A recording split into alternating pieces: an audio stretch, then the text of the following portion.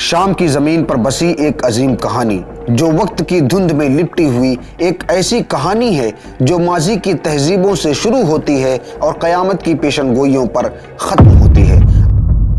آئیے آپ کو دمشق کے دل میں لے کے چلتے ہیں، ایک ایسی جگہ جو گواہ ہے ہزاروں سال کی تاریخ، جد و جہد اور ایمان کی طاقت کی، جو آج بھی اسلامی تاریخ کا ایک زندہ ثبوت ہے۔ یہ کہانی صرف ایک عمارت کی نہیں بلکہ اسلام کے عروج، حضرت یحییٰ علیہ السلام کی قربانی، اموی خلیفہ کی بصیرت اور آنے والے وقت میں حضرت عیسیٰ علیہ السلام کے نزول کی نشاندہی ہے۔ یہ کہانی ہے مسجد بنو امیہ کی۔ Here at Umayyad Mosque in central Damascus. Mosque in Aleppo. Umayyad Mosque is the only mosque in the world. آئیے اس مسجد کی داستان کو ایک مکمل اور جامع انداز میں بیان کرتے ہیں۔ ہم وقت کے پہیے کو گھماتے ہیں اور چلتے ہیں آج سے 3000 سال پہلے، 1000 BC میں، جبکہ دمشق شاندار اور بڑا پرانا شہر ہوا کرتا تھا۔ جہاں پر آج مسجد بنو امیہ کھڑی ہے، اس وقت آرامی وہاں پر موجود تھے۔ ان لوگوں نے اپنے دیوتا جس کا نام بارہان تھا، جس کو انگریزی میں حداد کہا جاتا ہے، اس کے لیے اس زمین کو وقف کر رکھا تھا۔ ان لوگوں کا ماننا تھا کہ یہ دیوتا بارش اور زرخیزی کرواتا ہے۔ تاریخ نے پھر پلٹا کھایا اور 64 BC کے اراؤنڈ میں وہ علاقہ رومیوں کے قبضے میں آ گیا۔ اب رومیوں نے بارہان نام دیوتا کے لیے وقف زمین، اب اس زمین پر انہوں نے اپنی عبادت گاہ بنوانی شروع کر دی۔ جب وہ عبادت گاہ بنی تو اس عبادت گاہ کا نام رکھا گیا معبد مشتری، یعنی دا ٹیمپل آف جوپیٹر۔ رومیوں نے اس کو اتنے اچھے طریقے سے بنوایا کہ اس کے شہرت کے ڈنکے دور دور تک بجنے لگے، یہاں تک کہ لوگ اس کو دیکھنے کے لیے دور دراز کا سفر کر کے وہاں پر آیا کرتے تھے۔ ہر آنے والا زائرین اس کی خوبصورتی کو دیکھتا، ایسا لگتا تھا کہ وہ زمین پر بنا ہوا کوئی ایک عجیب سا محل ہو۔ معاملہ ایسے ہی چل رہا تھا، لیکن سن 313 عیسوی رومی شہنشاہ قسطنطین نے اپنا دھرم پرورتن کیا اور وہ عیسائی ہو گئے۔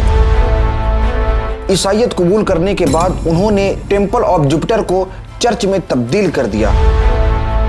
اب تک اس کا نام دا ٹیمپل آف جوپیٹر تھا، لیکن اب اس کا نام حضرت یحییٰ علیہ السلام کے نام پر جون دا بیپٹسٹ رکھ دیا گیا، جن کو مسلمان اور عیسائی دونوں لوگ نبی مانتے ہیں۔ چرچ بننے کے بعد اس کی گھنٹیوں کی آواز پورے دمشق میں گونجنے لگی۔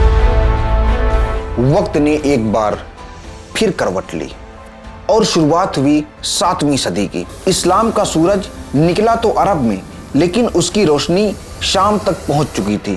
635 عیسوی میں حضرت خالد بن ولید اور حضرت ابو عبیدہ بن جراح رضی اللہ تعالیٰ عنہ کی قیادت میں مسلمانوں نے دمشق کو فتح کر لیا،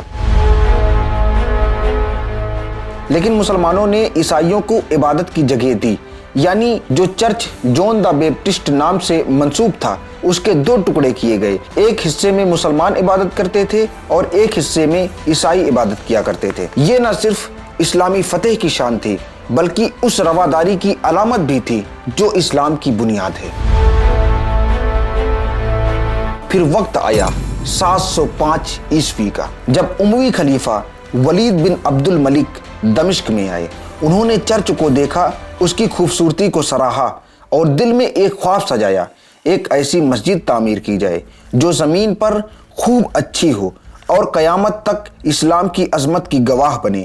انہوں نے چرچ کے مالکان سے بات کی، انہیں مناسب معاوضہ دیا اور اس جگہ کو خرید لیا۔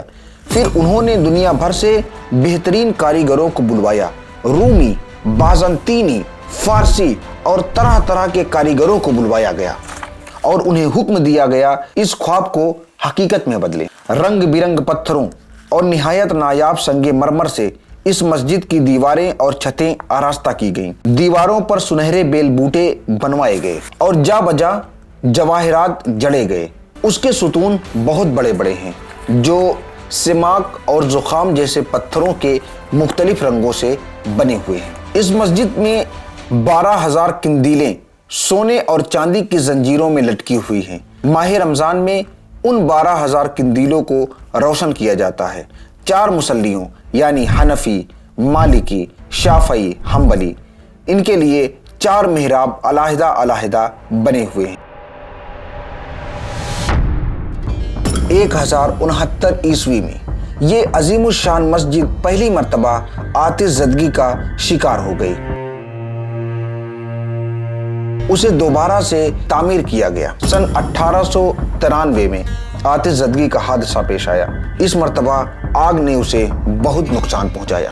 دمشق والوں نے دوبارہ سے اس مسجد کو پھر سے تعمیر کرایا۔ اب یہ وہی مسجد ہے جس کو آپ دیکھ رہے ہیں۔ اب یہ مسجد مکمل تیار ہو چکی ہے۔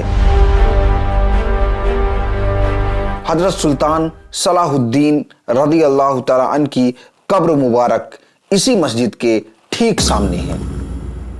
حدیث پاک میں ہے، عیسیٰ ابن مریم دمشق کے مشرقی سفید مینار کے پاس نازل ہوں گے، 2 زرد چادریں پہنے ہوں گے، ان کے ہاتھ فرشتوں کے پروں پر ہوں گے، اور اکثر علماء کا یہی کہنا ہے کہ یہ مینار مسجد بنو امیہ کا مشرقی مینار ہے، جسے آج منارہ عیسیٰ کہا جاتا ہے۔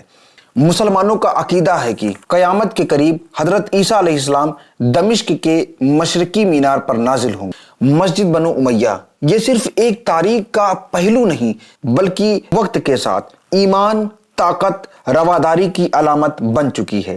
اس مسجد کا ہر مینار، ہر گنبد اور ہر اینٹ تاریخ کے کسی نہ کسی عظیم واقعے کی گواہی ہے۔